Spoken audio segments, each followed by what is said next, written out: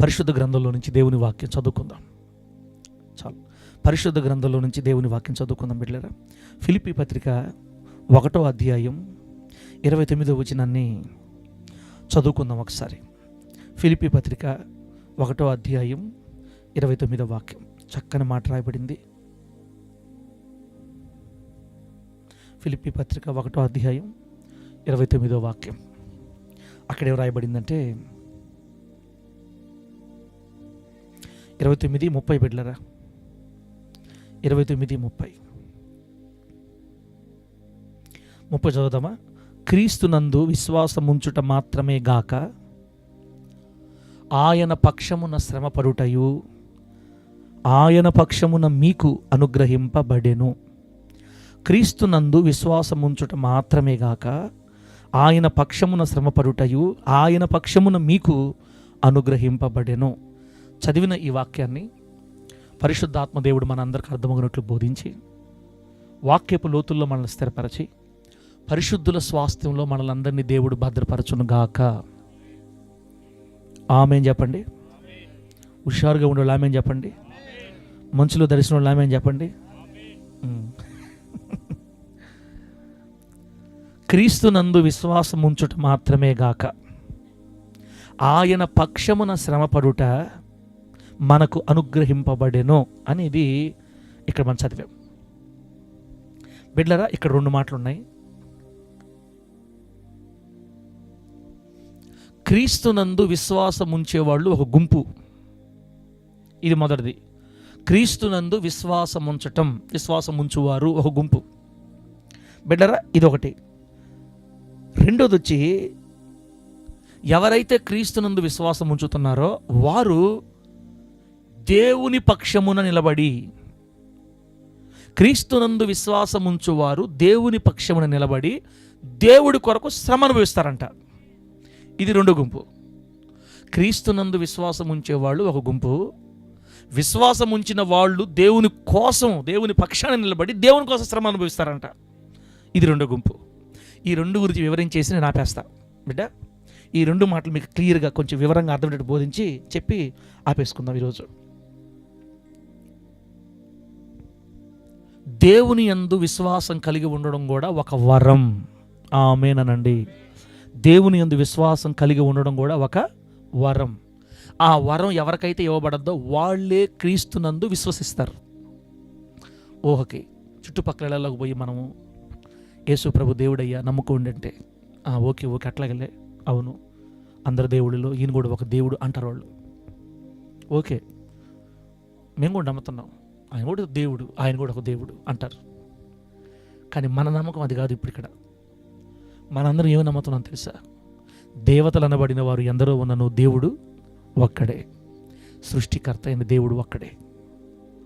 ఆయనే ఈ భూమిని, ఆకాశాన్ని, విశాల విశ్వాన్ని సృష్టించాడు. సృష్టికర్త, నేను ఆరాధించే నా దేవుడు సృష్టికర్త అని మనం నమ్ముతున్నాం ఇప్పుడు. అట్లా మీరు నమ్ముతున్నారు అంటే దేవుని వరం మీకు దొరికిందని అర్థం అన్నమాట. దేవుని స్తోత్రం కలుగును గాక. అంటే దీని అర్థమైంది, ఒక వ్యక్తి లోకంలో నుంచి ప్రభువులోకి రావడం కూడా ఒక వరం. వరం ఉండేవాళ్ళే దేవుడి దగ్గర రాగలుగుతారు. వరం లేనివాళ్ళు దేవుడి దగ్గరికి రారు కూడా. కొంతమంది అనుకుంటారు మనల్ని చూసి చుట్టుపక్కల, ఏంది వీళ్ళకి ఇంత బాధ రాత్రుల పూట. శాంతక, నీ పాత పేరు ఏం పేరు? శాంతక, నీ పాత పేరు ఏం పేరు? పోలమ్మ, సెన్సమ్మ. ఆ సెన్సమ్మ తీసుకొని వస్తున్న వాళ్ళు పాస్టర్లు, ఏంది ఆ సెన్సమ్మ మాటలు వీళ్ళందరూ ఆ చెట్టల్లో పుట్టల్లో ఈగుల్లో కూర్చొని అరుచుకొని, ఏమింత కర్మేళ్ళకి, ఏంది కర్మేళ్ళకి, ఈ మంచులో కర్మ ఏంది? ఈ మనిషి మెంటల్ మనిషి మాట్లాడిన ఆ పాస్టర్లు ఆ మెంటల్ పాస్టర్లు ఎట్టొస్తున్నారు? ఇదంతా వాళ్ళకి ఒక నవ్వులు ఆటగా ఉంటుంది అనమాట. వాళ్ళకి అర్థం కాదు ఇది. వాళ్ళేమో ఏంది కర్మేళ్ళకి అనుకుంటారు, మనం అనుకుంటాము వీళ్ళ కర్మ ఇప్పుడు మారద్దని మనం అనుకుంటాం. వాళ్ళ కర్మ మారి వాళ్ళు ఇప్పుడు ప్రభువుని తెలుసుకుంటారా? వాళ్ళు రక్షించబడితే బాగుంటుంది, నాశనం అయిపోతే ఏమొస్తుంది, నరకానికి పోతే ఏమొస్తుంది, ఆ బిడ్డలు మారు మనసు పొంది ప్రభువులోకి రావాలని మనం కోరుకుంటే, మనల్ని వాళ్ళు ఎవరు కూడా తెలిసి ఏంది మెంటల్ వాళ్ళు, ఆఫ్ మైండ్ వాళ్ళు అని మనల్ని అనుకుంటుంటారు. తప్పులేదు బిడ్డలారా, వాళ్ళకి దేవుని వరం అనుగ్రహించబడలేదు కాబట్టి వాళ్ళు ఇంకా దేవుని యందు విశ్వాసం ఉంచలేదు. యేసుక్రీస్తు దేవుడు అని ఒప్పుకోవాలంటే ఆ వ్యక్తిని పరిశుద్ధాత్మ దేవుడు కదిలించాలి. ఆమేనండి. ఒక వ్యక్తిని పరిశుద్ధాత్మ దేవుడు కదిలిస్తేనే ఆ వ్యక్తి ప్రభు దగ్గరకు వచ్చి నీవే నిజ దేవుడిని ఒప్పుకుంటాడు. దీన్నే వరం. విశ్వాసం కూడా ఒక వరం. దీన్ని బట్టి మనం ఎంత గొప్పవాళ్ళం అర్థమవుతుందో మీకు. బిడ్డ మీరు ఎంత గొప్పవాళ్ళో తెలుసా? మనం ఎంత గొప్పవాళ్ళమో తెలుసా? నేనెంత గొప్పవాడో తెలుసా? ఇన్ని కోట్ల మందిలో, మన నెల్లూరు జిల్లాలో లక్షల మంది ఉన్నారు. ఇన్ని లక్షల మందిలో అది కొద్ది మందికి భాగ్యం దొరికింది. ఆ కొద్ది మందిలో మనం కూడా ఉన్నాం. యేసు దేవుడు, యేసయ్య నా దేవుడు, నా కోసం ప్రాణం పెట్టిన దేవుడు. ఆయన నన్ను రక్షించాడు. ఆయన నా కోసం ప్రాణం పెట్టాడు. చనిపోయి సమాధి నుంచి తిరిగి లేచాడు 3వ రోజు. పరలోకంకి వెళ్ళినాడు. త్వరలో రాబోతున్నాడు. నన్ను తీసుకెళ్తాడు ఇక్కడ నుంచి. నేను చనిపోతే నా ప్రభు దగ్గర ఉంటాను అని మనం ఈరోజు ఎంత నమ్ముతున్నామంటే దేవుని వరమే. దేవునికి స్తోత్రం కలుగును గాక. చెప్పండి గట్టిగా హల్లెలూయా. క్రీస్తునందు విశ్వాసం ఉంచుట అనేది ఒక వరం. ఇప్పుడు ఆ వచ్చి 30 వచనంలో ఏముందంటే క్రీస్తునందు విశ్వాసం ఉంచడం మాత్రమే కాదు, అది ఒక సగమే. ఈ వరంలో ఒక సగం, అది ఇంకో సగం కూడా ఉంది వరంలో. క్రీస్తునందు విశ్వాసం ఉంచడం అనేది ఒక వరం. ఆ వరం సగభాగమే. అదే సగభాగం, ఇంకో సగభాగం ఉంది. ఆ సగభాగం ఏం తెలుసా? ఎప్పుడైతే మనము క్రీస్తునందు విశ్వాసం ఉంచుతామో ఓకే, క్రైస్తవులు అయిపోయాము. ఇప్పుడు రెండో సగం ఏంటంటే ఎవరైతే యేసయ్య కొరకు శ్రమపడడానికి ఇష్టపడతారో వారు ఆయన పక్షపు వారు అవుతారంట. దేవునికి స్తోత్రం కలుగును గాక. చెప్పండి గట్టిగా హల్లెలూయా. అంటే క్రైస్తవులు 2 భాగాలు ఉన్నాయి మళ్ళీ ఇక్కడ. కొంతమంది శ్రమ అనుభవించడానికి ఇష్టపడరు, కొంతమంది శ్రమ అనుభవించడానికి ఇష్టపడతారంట. ఇష్టపడాలి. క్రీస్తు నిమిత్తమై, క్రీస్తు పక్షమున, ఆయన పక్షమున శ్రమపడుట మనకు అనుగ్రహించబడింది. ఎవరైతే యేసుక్రీస్తుని విశ్వసిస్తున్నారో వాళ్ళు దేవుని కోసం కష్టపడాలని దేవుని చిత్తమయ్యుంది. ఆమేన్ చెప్పండి గట్టిగా. చెప్పండి గట్టిగా హల్లెలూయా. బిడ్డలారా, ఇంకొంచెం ముందుకు పోతే మీకు అర్థమవుతాయి. దేవునిని విశ్వసించడం అనేది ఒక వరం ఎలాగో క్రీస్తు కోసం శ్రమపడడం కూడా ఒక వరం. ఆమేనండి. యేసును దేవుడిగా అంగీకరించడం అనేది ఒక వరం. అలాగే యేసు కోసం శ్రమపడడం కూడా ఒక వరం. అదేంటి పాస్టర్ గారు, శ్రమపడటం అనేది బాధ కదా, శ్రమ అంటే బాధ కదా, అది ఎలా వరం అవుతుంది, వరం ఎలా అవుతుంది అని మనం అనుకుంటే బిడ్డలారా, దేవుడి కోసం శ్రమపడడం అనేది దేవుని దృష్టిలో గౌరవం అంట మనకి. ఆమేన్ చెప్పండి గట్టిగా. నా బిడ్డ నా కోసం ఏమవుతున్నాడు? కష్టపడుతున్నాడు. నా బిడ్డ నా కోసం శ్రమ పడుతున్నాడు. నా బిడ్డ నా కోసం కన్నీళ్ళు విడుస్తున్నాడు. నా బిడ్డ నా కోసం అయ్యో ఇబ్బంది పడుతున్నాడు. ఇది దేవుడి దృష్టిలో మనకు గొప్ప గౌరవం అంట. దేవుని దృష్టిలో గొప్ప బహుమతి ఏది? దేవుని కోసం శ్రమ పడటం అనేది. అదే రాశాడు దేవుడు పైన. క్రీస్తునందు విశ్వాసం ఉంచడం మాత్రమే కాక ఆయన పక్షమున శ్రమ పడడం కూడా మనకు అనుగ్రహించబడింది. బిడ్డలారా, ఇప్పుడు ముందుకెళ్ళి దేవుని కొరకు శ్రమ పడడం అనేది ఒక వరం ఎలా అవుతుంది? దేవుని కోసం శ్రమ పడడం వల్ల మనకు ఆశీర్వాదాలు ఏంటి? దేవుని కొరకు శ్రమ పడడం వల్ల మనకు మేలు ఏంటి? దేవుని కొరకు ఎందుకు శ్రమ పడాలనేది కొంచెం వివరంగా నేను మీకు చెప్తాను. ప్రభు నామానికి మహిమ కలుగును గాక. చెప్పండి గట్టిగా హల్లెలూయా. ఎప్పుడైతే మనం యేసయ్య కొరకు శ్రమ పడతామో, ఎప్పుడైతే మనం శ్రమ పడడాన్ని ఒక వరంగా ఎంచుకుంటామో, ఎప్పుడైతే యేసుక్రీస్తు కోసం శ్రమ పడడం అనేది ఒక గొప్ప భాగ్యంగా ఎంచుకుంటామో, అప్పుడు యేసయ్యతో మనం సంబంధం కలిగి ఉన్నామని అర్థం. హల్లెలూయా. యేసయ్య కొరకు శ్రమపడే వాళ్ళు యేసయ్యతో సంబంధం కలిగి ఉంటారు. అందుకే బైబిల్ ఒక మాట రాయబడింది, మీరు క్రీస్తుతో కూడా లేపబడిన వారైతే పైనున్న వాటిని వెదకండి. అంత మాత్రమే కాదు, క్రీస్తు ధరించుకున్న ఈ మనసునే మీరు ధరించుకొని రాయబడింది. క్రీస్తు ధరించుకున్న మనసు ఏంటంటే క్రీస్తు శ్రమపడ్డాడు శరీరంలో. క్రీస్తు శరీరంలో శ్రమపడిన కనుక మీరు అట్టి మనసును ఆయుధంగా ధరించుకోండి అని చెప్తారు పౌలు గారు. యేసయ్య కోసం కష్టపడడం అనేది ఒక ఆయుధంగా ధరించుకోవాలి. యేసయ్య కోసం శ్రమపడడం అనేది మనం ఒక ఆయుధంగా, ఒక గొప్ప గౌరవంగా ఎంచుకోవాలి. నా దేవుడి కోసం నేను కష్టపడితే నాకు గొప్ప ఆయుధం. నా దేవుడి కోసం నేను శ్రమ పడితే నాకు గొప్ప గౌరవం. నా ప్రభు కోసం కష్టపడటం నాకు గొప్ప ధన్యత. ఇప్పుడు యేసయ్య కోసం ఈరోజు 9 గంటలప్పుడు మంచులో కూర్చోడం అనేది మనకే ఓహో ఎట్లా వచ్చావా, ఎట్లా చెప్తున్న వాక్యాన్ని అనుకోబాకండి. మళ్ళా ఇది నిజమే. యేసయ్య కోసం కష్టపడడం, శ్రమపడడం అనేది ఘనత, గౌరవం. బిడ్డలారా, ఇంకా వివరంగా చెప్తా చూడండి. యేసుక్రీస్తు వారు మన కోసం సిలువ వేయబడడం ఇవ్వలేదా? చెప్పండి. యేసుక్రీస్తు వారు మన కోసం కష్టపడలేదా? ప్రాణము పెట్టునంతగా కష్టపడ్డా మన కోసం. ఆయన మన కొరకు కొరడా దెబ్బలు తిన్నాడు. ఆమేనండి. ఆయన మన కొరకు 39 కొరడా దెబ్బలు తిన్నాడు. 3 మేకులు, బలమైన మేకులు, ఇనప మేకులతో కొడితే నరాలు కట్ అయిపోయినాయి, ఎముకలు పొడి పొడి వెళ్ళిపోయి లోపలికి వెళ్ళిపోయినాయి. ఎవరి కోసం కష్టపడింది? మన కోసం. 3 అంగుళాల ముళ్ళు, విషపు ముళ్ళు కొడితే నరాల్లోకి వెళ్ళిపోయి మరి కణతల్లోకి వెళ్ళిపోయి అక్కడి నుంచి రక్తం గారింది, తలలోకి నెమ్మదిగా విషం ఎక్కింది. వెళ్ళారా? వెనక పచ్చిపుండు అయిపోయింది దేహం అంతా, కాళ్ళకి చేతులకి రంధ్రాలు పడిపోయినాయి. ఎవరి కోసం ఇదంతా? ఎవరి కోసం వెళ్ళారా? మోయలేని భారమైన సిలువని 2 కిలోమీటర్ల దూరం మోయలేక 7 సార్లు పడిపోయాడు. మోయలేక. ఎవరి కోసం? మన కోసం, నీ కోసం, నా కోసం. ప్రభు కష్టపడడం మన కోసం బిడ్డ, శ్రమపడడం మన కోసం. క్రీస్తు మన కోసం సిలువపై శ్రమపడ్డాడు. ఆయన బాధలు, ఆయన రక్తం, ఆయన మరణం అన్నీ ఎందుకోసం తెలుసా? మన పాపముల నుంచి మనల్ని విడిపించడానికి ఆయన మన కొరకు అంత శ్రమపడాల్సి వచ్చింది. ఆయన అంత ఎందుకు కష్టపడ్డాడంటే ఈరోజు నిన్ను నన్ను పాపముల నుంచి కడగడానికి.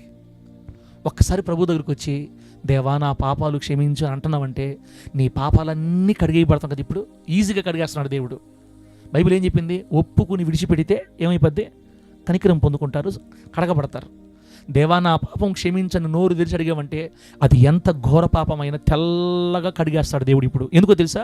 ఆ రోజు ఆయన మన పాపాల కోసం కష్టపడ్డాడు కాబట్టి, శ్రమపడ్డాడు కాబట్టి, వ్యాధులు భరించాడు కాబట్టి, మహాభయంకరమైన శ్రమ భరించాడు కాబట్టి, మన కొరకు గాయాలు ఓర్చుకున్నాడు కాబట్టి, మన కోసం రక్తం కాచాడు కాబట్టి. బిడ్డరా, యేసయ్య మన కోసం శ్రమ పడ్డాడు అంటారా, శ్రమ పడలేదంటారా? నా కోపం వస్తుంది సమాధానంగా చెప్పకపోతే. శ్రమ పడ్డాడా, శ్రమ పడలేదా? శ్రమ పడ్డాడు. 100కి 1000% శ్రమ పడ్డాడు మన కోసం కదా. ఇప్పుడు ఎప్పుడైతే ఆయన నీ కోసం శ్రమ పడ్డాడో, ఇప్పుడు యేసుక్రీస్తుని విశ్వసించిన నీవు ఆయన కోసం శ్రమ పడ్డావు అనుకు ఇప్పుడు. కానీ అప్పుడు ఆయనతో నువ్వు పాలువాడవుతావంట. దేవుడికి స్తోత్రం కలుగును గాక. ఆయన మన కోసం కష్టపడ్డాడు, ఇప్పుడు మనం ఆయన కోసం కష్టపడుతున్నాం. అది దాన్ని భాగ్యంగా ఎంచుకోవాలి మనం. యేసయ్య కొరకు శ్రమపడడం, యేసయ్య కొరకు బాధ భరించడం ఒక భాగ్యంగా ఎంచుకోవాలి. ఎందుకంటే ఆయన మన కొరకు పడిన శ్రమల్లో పాలివారం అవుతున్నాం యేసయ్యతో మనం ఇప్పుడు. మీకు అర్థం కదా? మనం ఆయన పక్షంలో శ్రమ పడితే దాని అర్థం ఏంటి తెలుసా? మనం ఆయనతో పాటు నడుస్తున్నామని, ఆయన బాధల్లో మనం పాలు పంచుకుంటున్నామని. నా కొరకు నువ్వు కష్టపడ్డావు కదా తండ్రి. ఇప్పుడు బాగానండి, పౌలు గారిని 5 మార్లు బెత్తాలతో కొట్టారంట, కర్రలతో కొట్టారు. ఎన్నిసార్లు? 5 మార్లు బెత్తాలతో కొట్టారు. కొన్నిసార్లు 1-2 సార్లు రాళ్ళతో కొట్టారు. పౌలు గారిని రాళ్లతో కొట్టారు స్వార్థ చేస్తుంటే. అప్పుడు పౌలు గారు ఏమనుకుంటుంది తెలుసా? ప్రభువా, నీ బిడ్డల్ని ఏడిపించిన దానికంటే ఇది ఒక పెద్ద బాధ. నేను నీ బిడ్డల్ని ఈడ్చికెళ్ళి చెరసాల్లో వేసి కొట్టాను, కొంతమంది చనిపోయారు కూడా. నీ బిడ్డల్ని చంపిన దాంతో పోలిసి ఇది ఒక పెద్ద బాధ. నా పాపం ఇలా తీర్చబడుతుందని నాకు ఎంత సంతోషంగా ఉంది తండ్రి. రాయు చేతి ధనాన్ని తగిలితే నేను కూడా కొట్టాను కదా నా దేవుడి బిడ్డల్ని, నాకు ఇది అవ్వాలి అని ఆయన సంతోషపడుతున్నాడంట. ఆయన పాపం పరిహారం అయిపోతుందని సంతోషపడుతున్నాడంట. బెత్తాలతో కొట్టి చచ్చిపోయిన పడేస్తే సంతోషపడుతున్నాడు. నేను చేసిన పాపాలు పరిహారం అవుతున్నాయి. వారి కష్టంలో నేను ఇప్పుడు, వారి శ్రమలో నేను పాలు పంచుకుంటున్నాను. ఇప్పుడు చెప్పండి, యేసయ్య నమ్ముకున్నందుకు మన తల్లిదండ్రులు మనల్ని వెలేసారనుకోండి, మన బంధువులు మనల్ని వెలేసారనుకోండి, ఇప్పుడు మనం ఏమనుకోవాలి తెలుసా? నా కోసం ప్రాణం పెట్టిన నా తండ్రి కోసం నేను కూడా కష్టపడుతున్నాను. ఆమె చెప్పండి గట్టిగా, నా యేసయ్య నా కోసం ప్రాణం పెట్టాడు, నా యేసయ్య కోసం నేను వెలివేయబడ్డాను. నా తండ్రితో, నా దేవునితో ఆయన శ్రమల్లో నేను కూడా పాలుపొంపులు పొందుతున్నానని మనం సంతోషించాలంట. యేసుక్రీస్తుని విశ్వసించడం ఒక వరం ఎలాగో, యేసయ్య కోసం శ్రమలు పడడం కూడా ఒక వరము. ఆమేనండి. గట్టిగా చెప్పండి హల్లెలూయా. ఎప్పుడైతే మనం శ్రమ పడతామో అప్పుడు దేవుడితో నడిచినట్లు లెక్క, ఆయన బాధల్లో పాలు పంచుకున్నట్లు లెక్క. బిడ్డలారా, ఫిలిప్పీ పత్రిక 3:18 ఒకసారి. ఇప్పుడు ఒకటో చదివాం కదా, ఇప్పుడు 1:30 చదివాం. ఇప్పుడు 3 చూడండి. ఫిలిప్పీ పత్రిక 3:10 అదేమని తెలుసా? ఏ విధము చేతనైనా మృతులలో నుండి నాకు పునరుద్ధానం కలగవలెనని ఆయన మరణ విషయములో సమాన అనుభవము గలవాడనై ఆయనను, ఆయన పునరుద్ధాన బలమును ఎరుగు నిమిత్తమును ఆయన శ్రమలలో పాలివాడనగుట ఎట్టిదో. దేవునికి స్తోత్రం కలుగును గాక. యేసుక్రీస్తు వారి శ్రమలలో పాలివాడనగుట ఎట్టిదో తెలుసుకొని నిమిత్తము సమస్తమును నష్టపరుచుకొని వాటిని పెంటతో సమానంగా ఎంచుకొనుచున్నాను. పేతురు గారు, మరి పౌలు గారు యేసయ్యతో పాటు కష్టపడడానికి, ఆయనతో, ఎంత మంచి మాట, ఆయన శ్రమలలో పాలివాడనగుట ఎట్టిదో తెలుసుకోవాలని నా దేవుని కోసం మొత్తం నేను నష్టంగా చేసుకుంటున్నాను.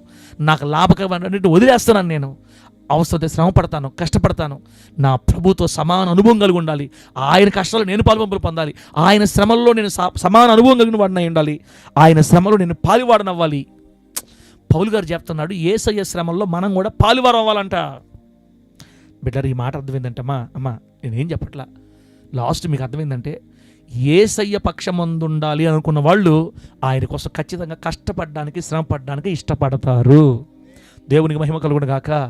యేసయ్య కొరకు శ్రమ పడేవారే ఆయన పక్షమందు ఉండేవారు. ఒకవేళ నువ్వు దేవుని కోసం కష్టపడడానికి, శ్రమ పడడానికి ఇష్టపడకపోతే నువ్వు దేవుని పక్షమందు లేవు అని చెప్తుంది వాక్యం. సార్, కష్టపడడం అంటే ఏంది, శ్రమ పడడం అంటే ఏంటి సార్? కష్టపడడం అంటే ఏంది, శ్రమ పడడం అంటే ఏంది? బిడ్డారా, ఇందా చెప్పాను కదా నేను. ఇప్పుడు చెప్తాను చూడండి. దేవుని కోసం కష్టపడటం అంటే ఏంది, దేవుని కోసం శ్రమ పడటం అంటే కొంచెం చెప్పమంటారు, కొన్ని మాటలు చెప్పమంటారా? నేను దేవుని బిడ్డని అని ఎప్పుడైతే నువ్వు చెప్పుకుంటావో ఆ విశ్వాసం, దేవుని కోసం నువ్వు కలిగిన ఆ విశ్వాసాన్ని బిడ్డారా కలిగి ఉండటానికి చాలా ఇబ్బందులు వస్తాయి మనకి. ఎప్పుడైతే నువ్వు ధైర్యంగా దేవుని కోసం నిలబడతావో అప్పుడు బాధలు ఎదురవుతాయి మనకి. బాధలు ఎవరి ద్వారా? కొన్ని కుటుంబాల్లో భార్యకి నచ్చదు యేసయ్యని నమ్ముకుంటే, కొన్ని కుటుంబాల్లో భర్తకు నచ్చదు. నేను కావాలా, ఆ దేవుడు కావాలా, కోరుకో, పోతే నువ్వు నాకు వద్దు ఇంకా అనేస్తారు.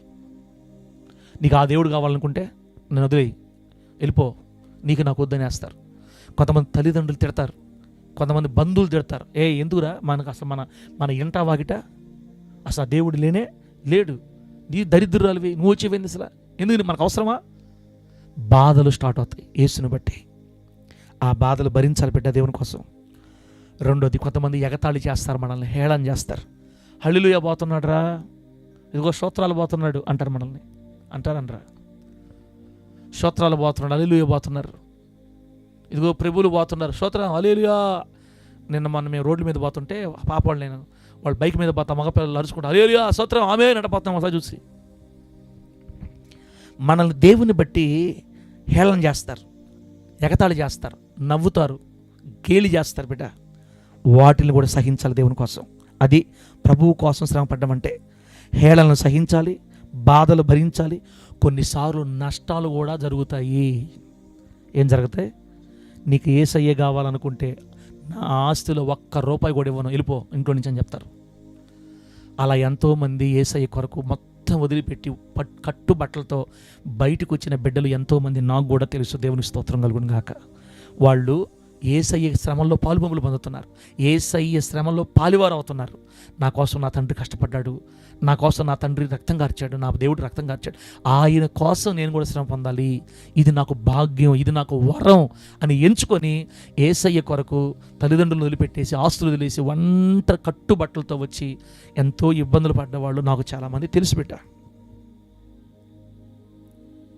అమ్మా, కొన్నిసార్లు నష్టాలు తప్పు, మొత్తం పోగొట్టుకోవాలి దేవుని కోసం.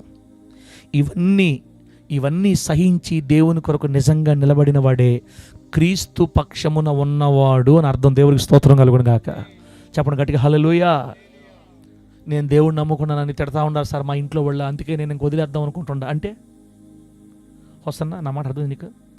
ఊరికే మా బంధువులు తిడతా ఉంటారు సార్, ఎందుకురా దేవుడు మాకు, ఎందుకురా దేవుడు మనకు అంటున్నారు సార్.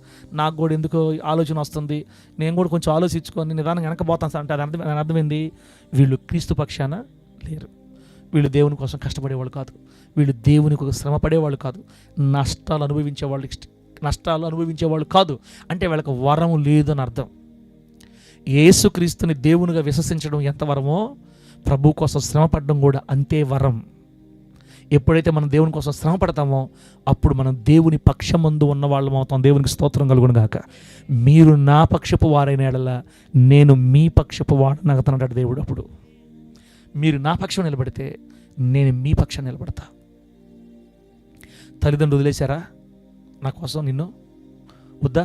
నాకు వస్తుందని వద్దనుకుంటున్నావా? రా, నీకు 100 మంది తల్లిదండ్రులను ఇస్తా. దేవుడు స్తోత్రం కలుగును గాక. నీ తల్లిదండ్రులు కూడా మార్చి మళ్ళీ నీ రూట్కే తీసుకొని వస్తాను నేను. అట్లా ఎంతోమంది పాస్టర్లు తల్లిదండ్రులు మొదట తరిమేస్తే తర్వాత వాళ్ళు మారితే కొడుకే తల్లిదండ్రులకి బాప్తిసాలు ఇచ్చిన పాస్టర్లు కూడా చాలామంది ఉన్నారు. మొదట్లో బాధ పెడతారు, కష్టపెడతారు, వదిలేస్తారు. ఒక దగ్గర అయితే భార్య వెళ్ళిపోయింది, ఈ సేవ గీవ దోవ నాకు నచ్చదు, అసలు నాకు ఎందుకు ఇది నాన్ సెన్స్, దేవుడు కావాలో నేను కావాలో కోరుకో బాయ్, నాకు సంబంధం లేదు, బిడ్డని తీసి వెళ్ళిపోయింది. ఇంకా ఆ భార్య వెళ్ళిపోయిన 8 సంవత్సరాలు ఏడుపులతో సేవ చేశాడు ఆయన. 8 సంవత్సరాలు భార్యను వదిలేసి. ఎక్కడ పోయినా కూడా తిడుతున్నారు, నువ్వు దేవుడు బిడ్డవా, నీ భార్య మారలేదు అంటుండేవాళ్ళు. 8 సంవత్సరాలు ఏడ్చి ఏడ్చి ఏడ్చి ఏడ్చి ఒగ్గబట్టి బాధపడి కన్నీళ్ళు విడిచి తన కూడు తన గుడ్డ అతనే వండుకొని దిగులు పడి ఏడ్చి ప్రభు కోసం ఆ శ్రమ సహిస్తే 8 సంవత్సరాల తర్వాత మళ్ళీ ఆ భార్య మనసును మార్చి దేవుడు తీసుకొని వచ్చాడు. ఇప్పుడు ఆమె సారీ చెప్తా ఉంటుంది సాక్ష్యాల్లో, నా భర్తని చాలా వేధించాను, ఏడిపించాను, నా భర్త నన్ను ఏమనలేదు, నన్ను ఓర్చుకున్నాడు, మళ్ళీ చేర్చుకున్నాడు అని చెప్తుంటుంది సాక్ష్యం. ఇప్పుడు సహించడం లేదన్నా దేవుని కొరకు, అది క్రీస్తు కోసం శ్రమ పడ్డం అంటారు దాన్ని. బిడ్డరా, ఎంత మంచి మాట.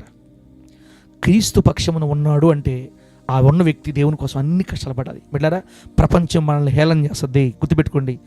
దేవుణ్ణి బట్టి మనల్ని హేళన చేస్తుంది ప్రపంచం. ఉద్యోగం చేసే దగ్గర క్రీస్తుని బట్టి మనల్ని ఇబ్బందులు పాలు చేస్తుంది. దండాలు పెట్టు, పూలు దేపో, జై పెట్టుకో, టెంకాయదా, కావాలని ఉద్యోగాలు ఇబ్బంది పెడతారు. కుటుంబాలు వ్యతిరేకతలు వస్తాయి. సమాజం మనల్ని ఒంటరి చేసేస్తుంది. యేసయ్యను నమ్ముకున్నందుకు సమాజం మనల్ని ఒంటరి చేసేస్తుంది. దిగులు వచ్చేస్తుంది, బాధ వచ్చేస్తుంది, ఏంది నా పరిస్థితి ఇట్లా అయిపోయింది ఏంటి నా పరిస్థితి అనిపించేస్తుంది. ఆ సమయంలో మనం దేవుని పక్షంలో నిలబడితే, మనం దేవుని కొరకు నిలబడి ఎంత కష్టమైనా సహించడానికి ఇష్టపడితే ఆ శ్రమ సహించే శక్తి కూడా మనకు దేవుడు అనుగ్రహిస్తాడు యేసు నామములో. ఏమైనా నా దేవుని కోసం నేను నిలబడాలనుకున్న క్షణంలోనే నిలబడే శక్తిని కూడా దేవుడు నీకు ఇచ్చి, బిడ్డ నిన్ను గొప్పగా ఆశీర్వదిస్తాడు. అదే బైబిల్ చెప్తుంది. ఇలా నువ్వు దేవుడి కోసం కష్టపడమే దేవుని దృష్టిలో మనకు గొప్ప గౌరవం అవుతుంది. మనకు దేవుని స్తోత్రం కలుగును గాక. మనం దేవుని కోసం కష్టపడ్డామా, దేవుడు అన్యాయసుడు కాదు. ఆయన కొరకు మనం ఎంత కష్టపడ్డామో అంతకు రెట్టింపు ప్రతిఫలాన్ని మనకిచ్చి మనల్ని ఘనపరుస్తాడు దేవుడు యేసు నామములో. చెప్పండి గట్టిగా హల్లెలూయా. కొన్ని ఊరుల్లో క్యాస్ట్ని బట్టి తరిమేస్తారు. కొన్ని ఊర్లో సేవకుల్ని వాళ్ళు వెళ్ళిపోయి ఎక్కడో నానా తంటాలు పడి 10 సంవత్సరాలు వస్తారు. ఆ తర్వాత ఊరంతా మారి ఆ ఊర్లో దైవజనులకు లోబడి అందరూ బాధ్యతలు పొంది అలా ఎన్నో సాక్ష్యాలు ఉండటం మనం బిడ్డ. ఇప్పుడు చెప్పండి, ముగిచేస్తున్నాను నేను. క్రీస్తుని దేవుడిగా విశ్వసించడం అనేది ఒక వరం ఉండేవాళ్ళే దేవుణ్ణి యేసుని దేవుడు అంగీకరిస్తారు. అది ఒక వరం. ఆ ఒక్కటే కదా మన వరం. అదే దేవుని కోసం మనం కూడా ఏం చేయాలి, ఏం పడాలి, శ్రమ పడడానికి ఇష్టపడాలి. అది కూడా ఒక వరం. మనకు ఫస్ట్ వరం ఉంది కానీ రెండో వరం లేదు. చాలామందికి కొంచెం ఇబ్బంది పడుతుంటారు. ఇక్కడ ఏంది నాకు ఇన్ని బాధలు వస్తున్నాయి, ఏంది నాకు ఇన్ని కష్టాలు వస్తాయి. దేవుణ్ణి బట్టి బిడ్డ, దేవుణ్ణి బట్టి. ఉదాహరణకి జానుపాలన సంగతి చెప్తా. జానుపాలన వచ్చి ఇక్కడ మనకంటే ముందు వచ్చి నడిపిస్తున్నాడు. ఊహకి అర్థమయ్యేదానికి జస్ట్.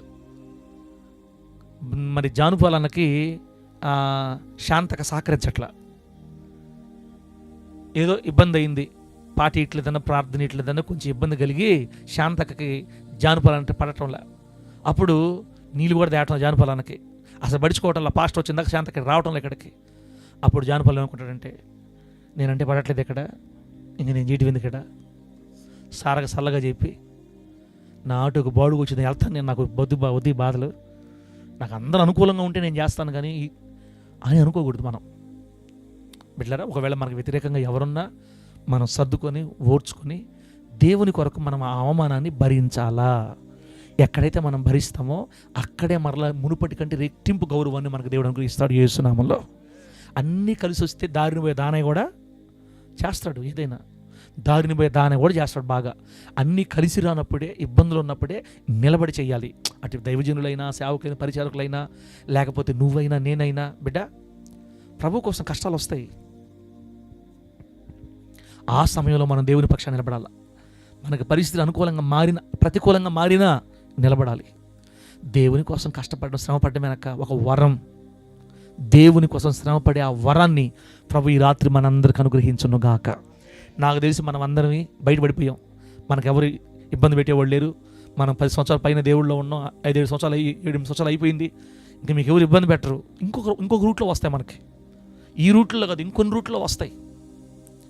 కొందరికి భార్య ద్వారా, భర్త ద్వారా, పిల్లల ద్వారా సమాజంలో ఇబ్బందులు అయిపోతాయి, ఊరోళ్ళంతా తిడుతుంటారు. అవన్నీ వస్తాయి, ఓర్చుకోవాలి. దేవుని కొరకు అవమానించబడటం కూడా ఒక వరం. మౌనంగా ఉండాలి. పిల్లలు మార్గం చెడిపోతే తిడుతున్నారా మనల్ని, మౌనంగా ఉండాలి. ఇంట్లో ఇబ్బంది అయితే తిడుతున్నారా, మౌనంగా ఉండాలి. ప్రభు చూస్తున్నాడు. ఆయన కొరకు శ్రమపరచబడటం కూడా ఒక వరం. ఆ కృప దేవుడు మనందరికీ అనుగ్రహించి వర్ధిల్ల చేయునుగాక. చెప్పండి గట్టిగా హల్లెలూయా. బిడ్డలు, ఇప్పుడు ఒక మాట చెప్తా. అసలు ఎందుకు దేవుడు మనల్ని శ్రమపరుస్తాడు? ఇప్పుడు యేసుక్రీస్తు దేవుడని విశ్వసించాము, అది ఒక వరము. మౌనంగానే మనం ఆయన కోసం ఎందుకు శ్రమపడాలి? అసలు మనల్ని ఎందుకు శ్రమకు అప్పగిస్తాడు? క్రైస్తవులు ఎందుకు శ్రమలకు అప్పగించబడాలి, కష్టపడాలి, బాధపడాలి? ఎందుకు అంటే 3 కారణాలు ఉన్నాయి బిడ్డ, 3 కారణాలు ఉన్నాయి. ముగిచ్చేసి 5 నిమిషాల్లో. పేతురు పత్రిక, మొదటి పేతురు పత్రిక 1:7 వచ్చింది చూడండి. ఎందుకు శ్రమపడాలి క్రైస్తవులు, అసలు శ్రమపరచబడటం ఎందుకని? మొదటి పేతురు పత్రిక 1వ అధ్యాయం 7వ వచనమా? ప్రభునామానికి మహిమ కలుగును గాక. మొదటి పేతురు పత్రిక 1:7 వచనం ఏముందంటే, నశించిపోవు సువర్ణము అగ్ని పరీక్ష వలన శుద్ధపరచబడుచున్నది కదా, దానికంటే అమూల్యమైన మీ విశ్వాసం ఈ శోధనల చేత పరీక్షకు నిలిచినదై యేసుక్రీస్తు ప్రత్యక్షమైనప్పుడు మీకు మెప్పు, మహిమ, ఘనత కలగడానికి కారణమగును. దేవునికి స్తోత్రం కలుగును గాక. చెప్పండి గట్టిగా హల్లెలూయా. దేవుడు క్రైస్తవుల్ని ఎందుకు శ్రమలకు అప్పగిస్తాడంటే, హలో దేవుడు క్రైస్తవుల్ని ఎందుకు శ్రమలకి అప్పగిస్తాడు, శ్రమపరచబడటానికి దేవుడు ఎందుకు అనుమతిస్తాడంటే, శ్రమలలోనే మన విశ్వాసం శుద్ధి చెయ్యబడతాది. ఆమేన్. శ్రమలలోనే మన విశ్వాసం ఏమవుద్ది? శుద్ధి చేయబడద్ది. నశించిపోయే సువర్ణము అగ్ని వలన శుద్ధి చేయబడినట్లుగా, బంగారం, నశించిపోయే బంగారం, కొంతకాలానికి కనుమరుగైపోయే బంగారం, ఆ బంగారాన్ని శుద్ధి చేయడానికి అగ్నిని వాడతారు. అంతకంటే అమూల్యమైన మన విశ్వాసం శుద్ధి చేయబడి రేపు యేసయ్య ప్రత్యక్షమైనప్పుడు మాకు అక్కడ మెప్పు, ఘనత, గౌరవం కలగడానికి కారణమగునట్లుగా దేవుడు మనల్ని శోధనల్ని అనుమతిస్తాడంట మన మీదకి. బిడ్డ, అన్నీ బాగుండి, అంతా బాగుండి, అన్ని సమృద్ధిగా ఉండి భక్తి చేసే అంత పెద్ద భక్తి ఏం కాదు అది. భయంకరంగా చుట్టుప్రక్కల ఇబ్బందులుండి, కష్టాలుండి, బాధలుండి, సమస్యలుండి, ఇంట్లో బయట రకరకాల కొట్టబడతా, అటువంటి పరిస్థితుల్లో కూడా యేసును కలిగి నమ్మకంగా నడవటమే నిజమైన భక్తి. ఆమె చెప్పండి గట్టిగా. శ్రమలలో నిలబడితే శ్రమలు మన విశ్వాసాన్ని శుద్ధి చేస్తాయి, మన విశ్వాసాన్ని క్లియర్ చేస్తాయి, మన విశ్వాసాన్ని ఫ్రెష్గా మారుస్తాయి. మన విశ్వాసం వృద్ధి చేయబడి సువర్ణం అగ్ని వల్ల మరి నశించిపోయే సువర్ణము అగ్ని వలన శుద్ధి చేయబడినట్లుగా మన విశ్వాసం కూడా శోధనల చేత శుద్ధి చేయబడి రేపు ప్రభు వచ్చినప్పుడంట ఆయన మనల్ని మెచ్చుకుంటాంట. దేవుని స్తోత్రం కలుగును గాక. ఈరోజు భూమి మీద యేసయ్య కోసం ఎంత శ్రమ పడితే రేపు ప్రభు వచ్చినప్పుడు అంత ఘనత. బిడ్డ, నా కోసం ఎంత కష్టపడ్డావురా, అమ్మ చేత తిట్టించుకున్నావు, బంధువుల చేత తిట్టించుకున్నావు, భర్త చేత కొట్టించుకున్నావు, గాయపడ్డావు, అయినా నా మందిని వదలదు కదా నువ్వు. బిడ్డ రమ్మా ఇట్రా అని అందరిలో దేవుడు మనల్ని మెచ్చుకొని ఘనపరిచి గౌరవించి అందరిలో మనల్ని ఘనపరచాడని బైబిల్ చెప్తాం. దేవుడి స్తోత్రం కలుగును గాక. రేపు దేవుడు వచ్చినప్పుడు మెప్పు, ఘనత. అంత మాత్రమే కాదు, శ్రమ ద్వారా మన విశ్వాసం శుద్ధి చేయబడుతుంది. అందుకే క్రైస్తవునికి శ్రమ అవసరం. ప్రభుకు మహిమ కలుగును గాక. రెండోది, 2 కొరింథీ పత్రిక 12వ అధ్యాయం 9-10 వచనాలు. 2 కొరింథీ పత్రిక 12వ అధ్యాయం 9-10 వచనాలు. మన శ్రమలు ఎందుకు మనకు అవసరం బిడ్డలారా? అందుకు నా కృప నీకు చాలును, బలహీనత యందు నా శక్తి పరిపూర్ణమగుచున్నదని ఆయన నాతో చెప్పాను. కాగా క్రీస్తు శక్తి నా మీద నిలిచి ఉండి నిమిత్తము విశేషముగా నా బలహీనతల యందే బహు సంతోషముగా అతిశయపడుదును. ప్రభు నామానికి మహిమ కలుగును గాక. బిడ్డలారా, ఎప్పుడైతే మనకు శ్రమలు వస్తాయో, మన బలహీనతలు వస్తాయో, బలహీనతలు పడతామో, కృంగిపోతామో, అప్పుడు మన బలహీనతల్లోని దేవుని శక్తి కనపడద్దంట. బైబిల్ రాయబడింది, నువ్వు బలహీనతలో ఉన్నావా? పౌలుతో చెప్తున్నాడు దేవుడు, నా కృప నీకు చాలు. నువ్వు ఎప్పుడు బలహీనుడువో అప్పుడే బలవంతుడివి, నేను నిన్ను వాడుకుంటా అని. అంటే దాని అర్థం, ఎప్పుడైతే మనం శ్రమపరచబడుతుంటామో ఆ శ్రమ దేవుని శక్తిని మనకు అనుగ్రహిస్తుంది. శ్రమలో దేవుని శక్తి ప్రత్యక్షమై మనలో కనబడద్దంట. దేవుని శక్తి మన లోకానికి చూపించాలంటే మనకు అప్పుడప్పుడు శ్రమలు వస్తుండాలి. అబ్బా అబ్బా, అంటే శ్రమలు రాకపోతే దేవుని శక్తి మన ద్వారా బయటికి రాదు. చిన్నదో పెద్దదో మంచిదో చెడ్డదో ఏదో శ్రమలు మనల్ని నలుపుతూ ఉంటే, ఆ శ్రమల్లో మనం కుంగుతుంటే, ఆ దిగులు పడుతుంటే, ఏడుస్తుంటే, అవమానించబడుతుంటే, అందరి చేత ఈసడించబడుతుంటే, గేలి చేయబడుతుంటే, అప్పుడు దేవుడు మన పక్షమందు చేరి మళ్ళా మన కొరకు గొప్ప కార్యాలు చేస్తే, అప్పుడు లోకమంతా అంటది, అమ్మో మనం ఏదో అనుకున్నాం కానీ ఆ దైవజనుడి పక్షాన దేవుడు ఉండి ఇంత గొప్ప కార్యాలు చేశాడు, అదిగో దేవుడు ఆ దైవజనుడి పక్షాన ఉన్నాడు అని మన బలహీనతలో మన శ్రమలోనే దేవుడు తన శక్తిని లోకానికి చూపిస్తాడు. యేసు నామములో దేవుని శక్తి మన ద్వారా లోకానికి కనబడాలంటే మనకు శ్రమ రావాలి. ఎంత మంచి మాట అన్నా. శ్రమ ద్వారా మన విశ్వాసం శుద్ధి అవుతుంది. శ్రమ ద్వారా దేవుని శక్తి మనలో కనబడుతుంది. లాస్ట్ మాట బిడ్డ, రోమపత్రిక 8:17 చూడండి. రోమపత్రిక 8:17 రోమపత్రిక 8:17 ఏమో తెలుసా? మనము పిల్లలమైతే వారసులము, అనగా దేవుని వారసులము, క్రీస్తుతో కూడా మహిమ పొందుటకు ఆయనతో శ్రమపడిన ఎడల, అది అండర్లైన్, ఆయనతో శ్రమపడిన ఎడల క్రీస్తు తోడి వారసులము. ఈ మాట ప్రకారం ఎవరైతే యేసయ్య కోసం శ్రమ పడతారో వారు పరలోక రాజ్యములో మహిమ పొందుతారంట. దేవుని స్తోత్రం కలుగును గాక. శ్రమ పడిన తర్వాత మహిమ రాజ్యములో యేసయ్యతో పాటు మనం పాలు పంచుకుంటాం. ఇందాక చదివిన వాక్యం ఏముంది? మహిమ పొందుకుంటాం. క్రీస్తుతో కూడా మహిమ పొందుటకు ఆయనతో శ్రమ పడిన ఎడల, ఎవరైతే యేసుక్రీస్తుతో పాటు కలిసి శ్రమ పడతారు ఈ లోకంలో, వారు రేపు మహిమగల రాజ్యంలో, పరలోక రాజ్యంలో యేసయ్యతో పాటు మహిమ పొందుకుంటారంట. దేవుని స్తోత్రం కలుగును గాక. శ్రమ పరలోకంలో మనకు మహిమను తీసుకొని వస్తుంది. ఇస్తారక్క ఉండవా? వెళ్ళిపోయిస్తారక్క, వెళ్ళిపోయారులే. నేను కూడా చిన్నవాడు కాదు, మిమ్మల్ని వదులుతున్నాను. నేను ఎందుకు 2 మాటలు చెప్పి వదిలేయకుండా మిమ్మల్ని మీరు రస చూడండి, ఇటు వెళ్ళిపోతున్నా కూడా మిమ్మల్ని వదలకుండా నేను పట్టుకుంటున్నానంటే నా అంత గెట్టోడు ఇంకెవరు ఉండరమ్మా ఈ లోకంలో. నిజంగా మీరు కళ్ళుతో నాకు చూపిస్తున్నా కూడా ఏమైనా అనుకోండి, నేను చెప్పింది నాకు వదలను అంటున్నానంటే 9-10 లెక్క టైం ఆపేస్తాను. ఇంకా మనం స్టార్ట్ చేసి ఒక 25-30 నిమిషాలు అయింది. ఎంత అయిందమ్మా? 33 నిమిషాలు అయింది. ఆపేస్తున్నాను నేను. అయిపోయింది 3వ పాయింట్. శ్రమలు పరలోక రాజ్యములో మనకు మహిమను తీసుకొని వస్తాయి. అక్క చెప్పుకోవడం బాగుంటుంది కానీ వచ్చినప్పుడు తట్టుకోలేము మనం ఆ శ్రమ. కానీ నీకు విషయం తెలుసా? అలా శ్రమలు దేవునికి శ్రమ పడితేనే దేవుడు తన శక్తిని మన ద్వారా లోకాన్ని చూపిస్తాడు. యేసు నామములో ఒక్క మాట అర్థం అవడానికి, ముత్తుకూరులో గనక మన మందిరాన్ని కొల్చకపోతే ఇప్పుడున్న మందిరాన్ని మన కళ్ళతో చూసేవాళ్ళమా? ఇప్పుడున్న మందిరాన్ని మన కళ్ళతో చూసేవాళ్ళమా? అక్కడ ఆ శ్రమ అనుమతించబడకపోతే ఈ ఘనమైన మందిరం మన కళ్ళతో మనం చూసేవాళ్ళమే కాదు. అందుకే శ్రమ దేవుని శక్తిని మన ద్వారా లోకాన్ని చూపిస్తుంది అనమాట. శ్రమలు రావాలి, మన ద్వారా దేవుని శక్తి లోకానికి కనబడాలి. నీ భర్త నిన్ను కొట్టాలి, దేవుడు వచ్చి నీ భర్త జుట్టు బడుకు లాక్కు చేసేది కూర్చోబెట్టాలి. వేస్తున్నామని అంతే. నా భర్త నన్ను కొట్టి కొట్టి కొట్టి కొట్టి చెంప వాసింది, ఇప్పుడు వాడిని లాక్కొచ్చి దేవుడు మార్చేసుకొని చెప్పాలా? లోకం అప్పుడు ఏం, ఒరే నాయన ఆ వాడు మారేడు చిన్న విషయం, ఆమె ప్రార్థనే వాడిని మార్చేసింది. అమ్మో ఆ దేవుడు గొప్పగా వాడిని మార్చేసాడు దేవుడు. ఏంటంటే మారిపోయాడు అసలు, ఎట్టుండేడు అసలు అప్పుడు. ఒకప్పుడు వస్తున్నా బయటికి రా బయటికి రా నేను అంతా పోయి పాపం పెయింట్ పని చేసి వచ్చాడంట, అలసిపోయాడు. వస్తున్నా అయినా వదలట్లా నేను వస్తానని. ఇదే తమ్ముడు ఆనందం. ప్రభు కోసం కష్టపడ్డం అంటే మీరు తొగతా ఉండాలా, దేవుని వాక్యం వింటూ ఉండాలా. సారా చూడక ముందు తూగేసి మళ్ళీ కళ్ళు తెరిచి వస్తూ ఉండాలి. తప్పదు. తూగు మానలేము, వింటాం మానలేము. దేవుడికి స్తోత్రం కలుగును గాక.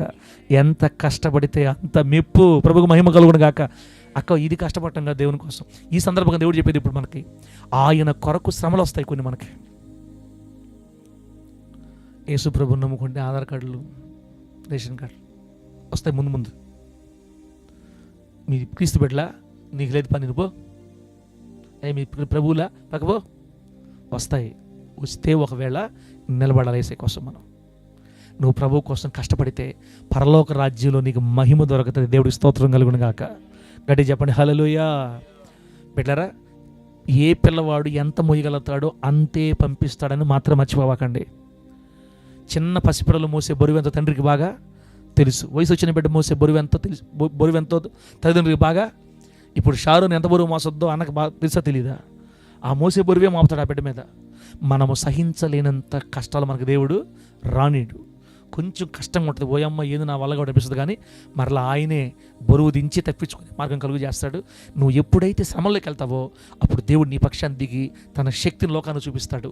నువ్వు ఎప్పుడైతే శ్రమలోకి వెళ్తావో దేవుడు నిన్ను మహింపరుస్తాడు. నువ్వు ఎప్పుడైతే శ్రమలోకి వెళ్తావో నీ విశ్వాసం శుద్ధి చేయబడద్ది. నువ్వు ఎప్పుడు శ్రమలోకి వెళ్తావో పరలోక రాజ్యంలో మెప్పు, ఘనత, మహిమ. అందుకే శ్రమపరచబడటం ఒక వరం. ఆమె చెప్పండి గట్టిగా.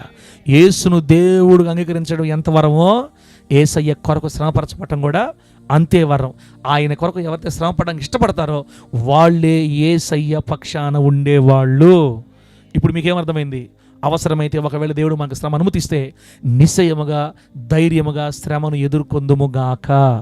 తూచిసారి నా వల్ల కాదు అనుకోకుండా ఎంతైనా ప్రభు కోసం కష్టపడి నిలబడి మౌనంగా సహించి, ఆయన మన కొరకు కొట్టబడ్డాడు, గాయపరచబడ్డాడు, రక్తం గార్చాడు, సిలువ వేయబడ్డాడు, మరి ముళ్ళకొరడ కొట్టబడ్డాడు, ముళ్ళకిరీటి మెట్టబడి ఎన్నో నానా హింసలు పడ్డాడు నీకోసం నా కోసం.